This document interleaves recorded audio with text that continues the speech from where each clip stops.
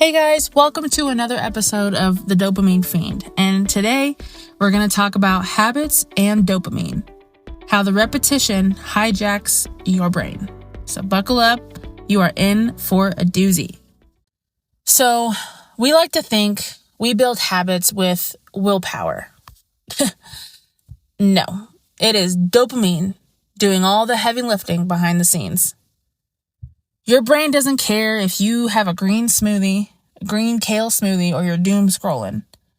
It just asks, did that feel good? Cool. Let's do it again. According to researchers at Northwestern Medicine, dopamine links your learning circuits to your motor circuits, meaning every time you repeat an action that feels rewarding, your brain's wiring itself to do it faster next time. That's why that one quick check before bed turns into a 2-hour TikTok safari. I am not privy to that. I have done it. I will tell myself, just a quick little scrolly scroll while I'm in bed before I fall asleep. Next thing I know, it's 2 hours past my bedtime, and I'm just beating myself up like, why did I do that? And I know I got carpal tunnel, so it's a lose-lose. But here's where it gets sneakier, though. Your brain doesn't even need the reward anymore. It just needs the memory of the reward. Oh my gosh, you guys, I found this article. This is going to blow your mind, okay? Get ready for this. So according to a Johns Hopkins University study, there were participants that were shown red and green shapes. Each color was paired with a cash reward, right? I think I read it. It said the red was associated with a $1.50 reward and the green had a 25-cent reward. And, they had their brain scanned as they were doing it, right? Well, the very next day, the participants were told to find certain shapes. The colors no longer mattered, and there was no money involved in finding the shapes. But when they were looking for the shapes and a red one popped up, their eyes still snapped to that color because it once paid them. The researchers found that those past dopamine hits literally rewired visual attention, meaning your old rewards still drive new decisions, even when the payoff's gone. So the participants, they still found the shapes, but they were slower at doing it when the red one popped up because it distracted them. That one threw me for a loop. I was like, wow, that's... When you think about it like that, it kind of makes a lot of sense, and I didn't know this, but now I know it. Man, it was crazy. I had to read it twice to believe what I was reading because it was insane. So basically, in translation, your brain is chasing ghosts of dopamine hits that just don't even exist anymore. That's why we stay stuck in bad loops. Cheap dopamine is easy, predictable, and familiar. Your brain doesn't care if it's good for you.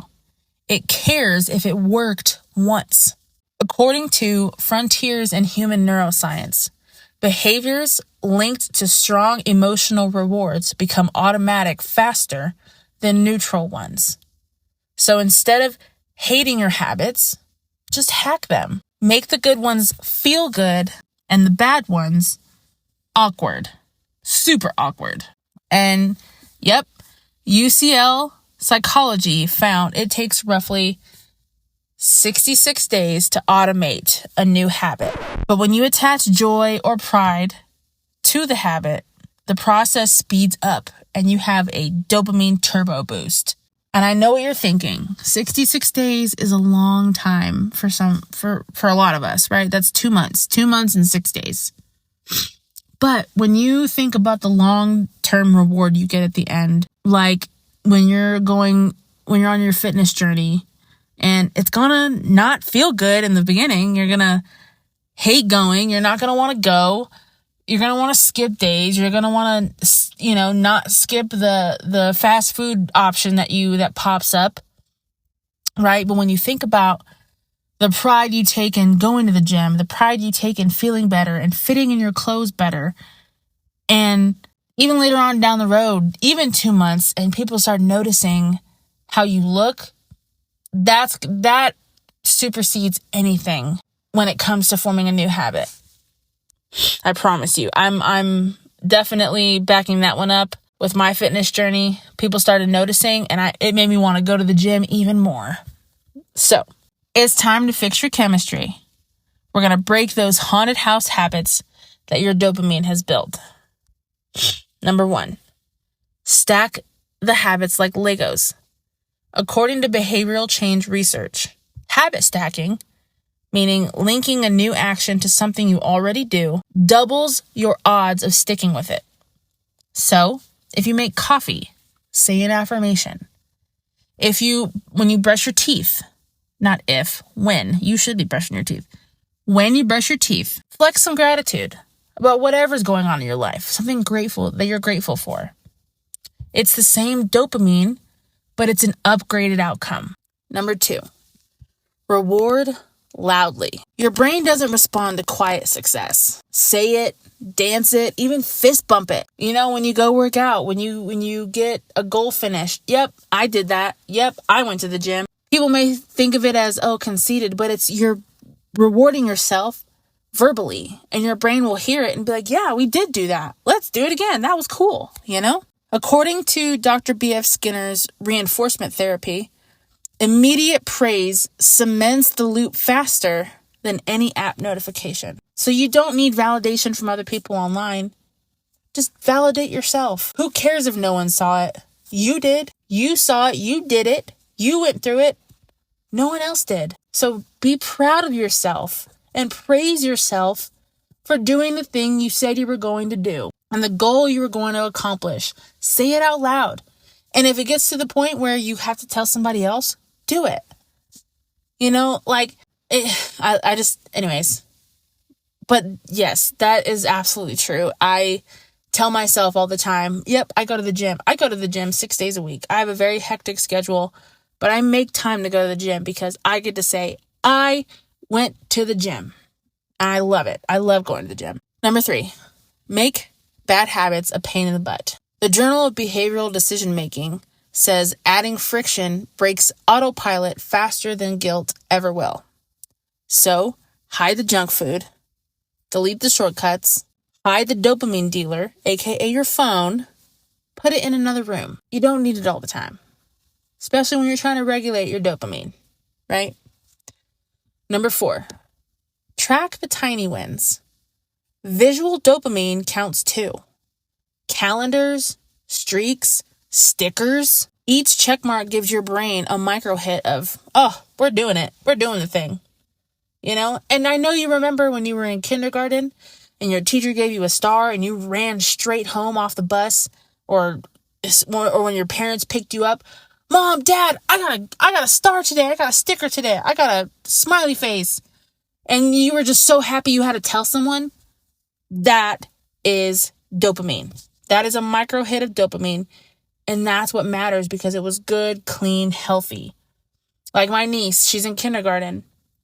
And whenever I go over to my sister's to see her, it'll be shortly after school or when I pick her up from school. She'll be like, Mommy, I got a green star today. Or when she gets a pink star, because pink is her favorite color, she gets even more excited than a green star or than a purple star because pink is her favorite color and she'll try to get pink stars all the time. And yeah, it's super cute, but you get what I mean. The simplicity of visually seeing your consistency in your habits will create more dopamine and better dopamine for your brain to want to keep doing it because you know how you felt, the memory of how you felt when you accomplished it. So, number 5, swap the vice, but don't erase it. If you can't quit, just evolve. Right? Trade gossip for gratitude. Soda for sparkling water. Even if you want to add a little flavor packet in there. I got to do that because I don't like sparkling water by itself. I know Europeans do, but I'm in America, okay? So that's been a thing I probably should do is soda for sparkling water. So for the sake of this show, I'm going to live by example, and I'm going to switch to sparkling water too. And also, if you want to doom scroll for this podcast. Duh. Just saying, if you want to build a better brain and you need to doom scroll to find the right podcast, well, if you're already listening, you found the right one. You found the best one, actually. So, but according to Dr. Wendy Wood at USC, substitution beats just stop every time. So don't stop at cold turkey. Don't quit at cold turkey. Just substitute it for something healthier.